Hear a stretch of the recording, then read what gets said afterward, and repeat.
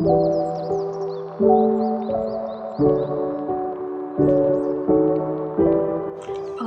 teori belajar neuroscience.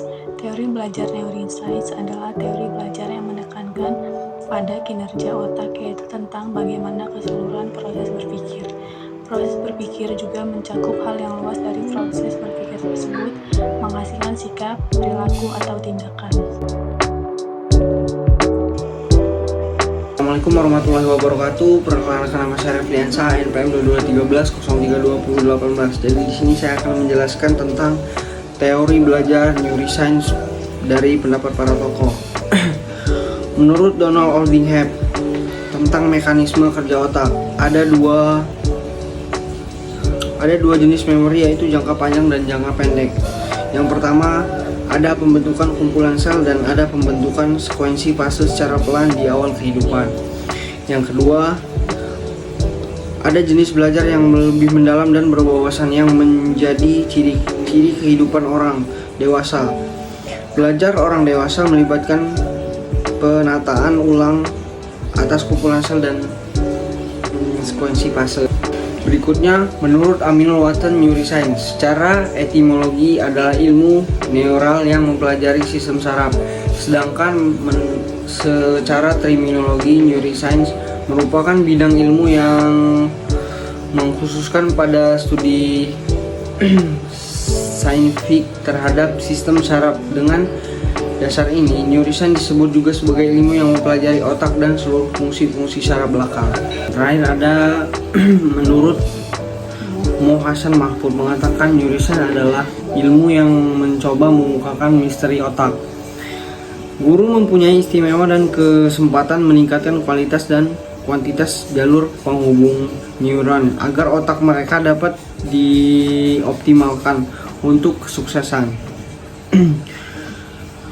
Memahami pengembangan anak usia dini, sekolah dasar dan autis dan kebutuhan khusus. Sekian, terima kasih. Assalamualaikum warahmatullahi wabarakatuh.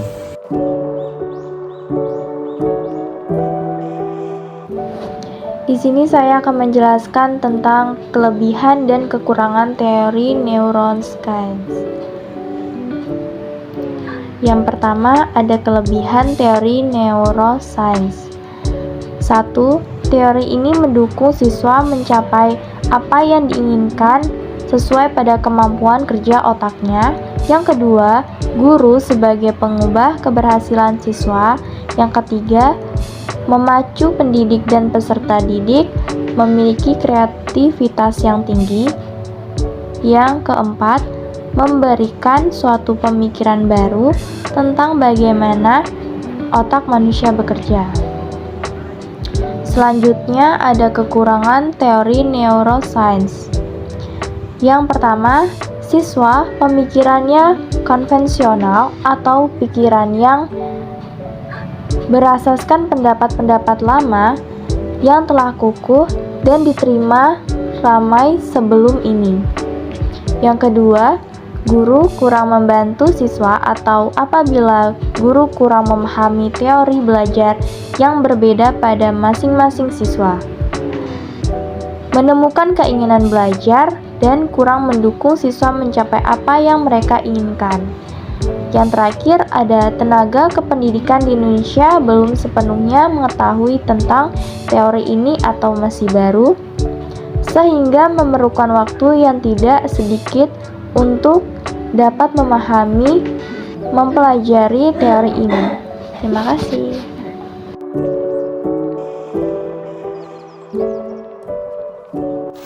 Aplikasi teori belajar neuroscience di dalam pembelajaran PPKN, yaitu yang pertama, penggunaan metode pembelajaran yang interaktif. Artinya, menurut teori belajar neuroscience, pembelajaran yang interaktif dapat meningkatkan koneksi antar sel-sel, saraf, dan otak, sehingga informasi yang dipelajari lebih mudah disimpan dan diingat oleh otak.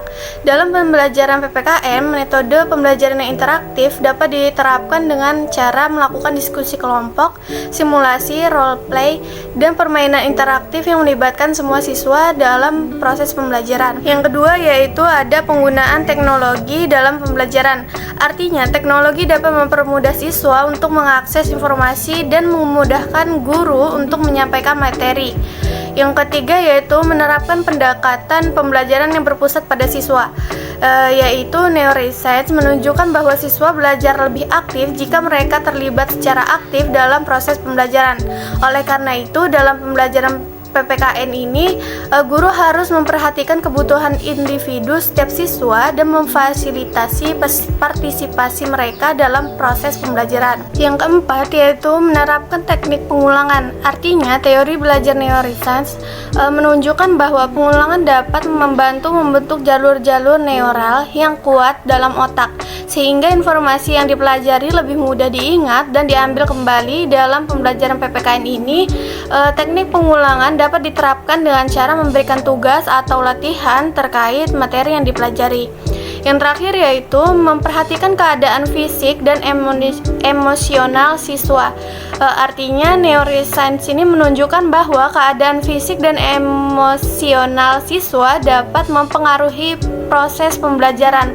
Oleh karena itu, guru harus memperhatikan keadaan fisik dan emosional siswa dalam proses pembelajaran PPKN, seperti memberi jeda istirahat yang cukup, menciptakan lingkungan yang nyaman, dan memfasilitasi kelas yang tidak menimbulkan stres. Terima kasih.